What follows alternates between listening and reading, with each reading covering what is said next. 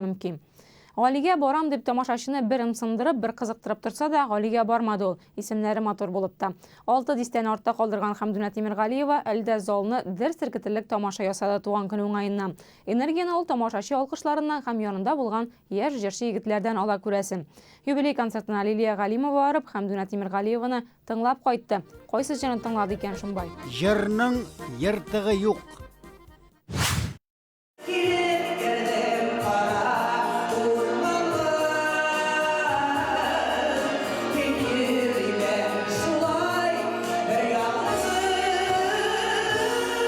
Ике тапкыр кияүгә чыккан Хәмдүнә апа бүген үзен бәхетле ялгыз дип атый. Янында туганнары, иҗатташ дуслары, тамашачысы бар. Кыйлыкка, үсезлеккә тормыш өйрәтми. Шундый булып туа ул. Заманында аны филармониягә чакыртып алган Фәрит Хатыйпов та шуны искәртә.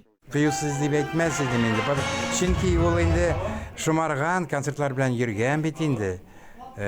Концертлар белән халык алдында чыгыш ясаган, яшь булса да шомалык сизелеп торадыр инде.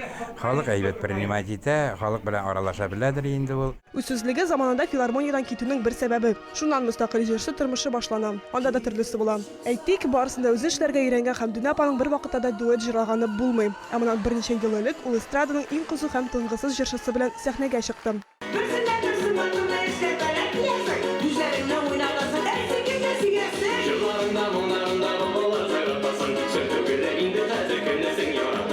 Хәлбуки, башта Мөнир Рахмаев белән эшләүгә дә шикләнеп караган. Башта барып чыкма төсле иде. Үземә ышанмадым.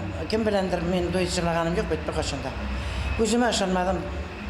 Мен әйтәм, тотынып эшли башлагач, бик җиңел булды. Мөнир белән эшләргә җиңел. Яшь егетләр Хәмдүнә апа яныннан өзелеп тормый.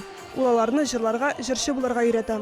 Илназ Мингалиев аның мәктәбендә 5 ел укыган, үзе әйтмешли дрессировкага бирелгән. Аллаһ Тәгалә биргән аңа кешелеклек, булышырга менә яшьләргә, булышырга булдыра алмаганнар да жаклый ул, булганнар да жаклый ул кешене кимсетми бер кайчанда.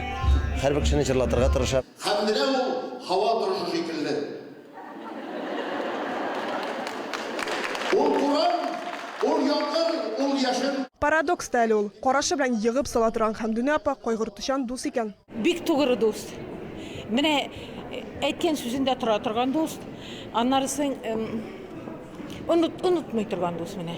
Кеше буларак та мин аны бик хөрмәт итәм, чөнки ул алай теге энчекләнеп, ничектер кешегә ялагайланып яши торган кеше түгел, һәрвакыт үз сүзен туп-туры әйтә торган кеше һәм һәрвакыт үзе булып кала торган кеше ул. Хәмдүнә апа безнең инде ул яшьтән яраткан, хәзер дә бик каты яраткан, бик позитивный, бик кешенең энергиясен күтәрә торган, аны һәрбер концертларына җөрибез, һәрбер безнең юбилейларга килә, һәрбер безнең праздникларыбызга килеп, бер вакытта нитеп тормый, мин килмим дип тә тормый, эреләнеп тә тормый ул. Ул менә шундый кешелекле. Алла Пугачевага тиңләүчеләр бар аның. Тик Алла ханым сәхнәдән китәм дип ел саен саулашу концертлар уздырса, Хәмдүнә апа тамашачысыннан аерылырга ашыкмый. Гомумән эшеннән, тормышыннан тәм табып, борчыларга игътибар бирмичә яшәргә тырыша. Үземне юкка барга нервничать итерәсем килми үземне. Әзме күпме гомер калган, аны да инде нервничать үткәрсәң ничек яшәргә кирәк.